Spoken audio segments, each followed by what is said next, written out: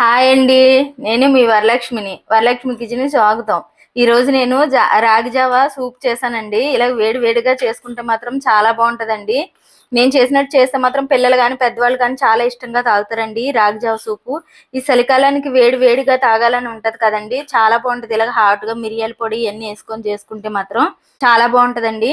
నేను చేసినట్టు చేయండి. నచ్చితే లైక్ చేయండి, షేర్ చేయండి, కామెంట్ చేయండి. నేను ఈరోజు రాగి సూప్ చేద్దాం అనుకుంటున్నానండి. రాగి పిండి సూపు.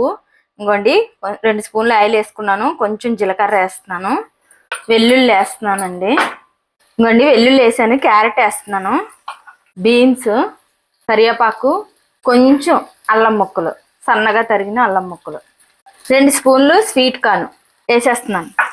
వేసిన తర్వాత మనం 1 నిమిషం పాటు ఇలా కలుపుకుందాం. సిమ్లో పెట్టుకొని వేపుకోవాలండి, ఐలో కాకుండా. ఐలో పెడితే మాడిపోతాయి క్యారెట్ ముక్కలు, అందుకని నేను సిమ్లో పెట్టే వేపుతున్నాను. 1 నిమిషం పాటు వేపుకుంటే చాలండి. కొంచెం వేగింది కదండి, రుసుకు సరిపడిన సాల్ట్ వేస్తున్నానండి. ఇంకోండి ఇంక వేగిపోయాయి. నేను ఇందులోకి వాటర్ వేసేస్తున్నానండి. ఇంకోండి 1/2 లీటర్ వాటర్ వేస్తున్నానండి. 2 స్పూన్లు పిండికి 1/2 లీటర్ వాటర్ వేస్తున్నానండి. ఇది బాగా మరగాలి కాబట్టి సరిపోతుంది. ఇంకోండి 1/2 స్పూన్ మిరియాల పొడి వేస్తున్నాను. ఈ మిరియాల పొడి మనం వేసిన అల్లం ముక్కలు, వెల్లుల్లి ముక్కలేనండి ఇందులో హాటు. ఇంక ఇందులో ఏం వేయం మనము. ఇంతే. ఇది మరిగాక మనం రాగిపిండి కలుపుకోవడమే. కొంచెం మరిగాక కలుపుకుందామండి. ఇంకోండి ఇలా మరిగితే చాలు. చూడండి ఇవి కూడా ఉడికిపోయాయి. ఇంక నేను ఇప్పుడు ఇందులో రాగిపిండి వేస్తున్నానండి.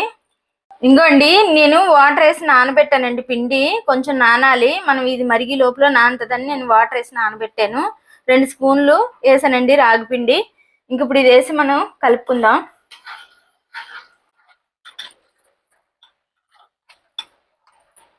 వేసుకున్న తర్వాత కలుపుకోవాలండి, ఎమ్మటే మళ్ళీ ఉండలు కట్టేస్తుంది. చూడండి 1 నిమిషం పాటు ఉడికితే చాలండి. ఇంకోండి కొంచెం కలుపుకుంటూ ఉండాలండి. కొంచెం పొంగు వస్తే చాలండి. ఈ రాగిపిండి సూప్ మాత్రం చాలా బాగుంటుంది. ఇలా చేసుకుంటే టేస్ట్ మాత్రం అదిరుతుందండి.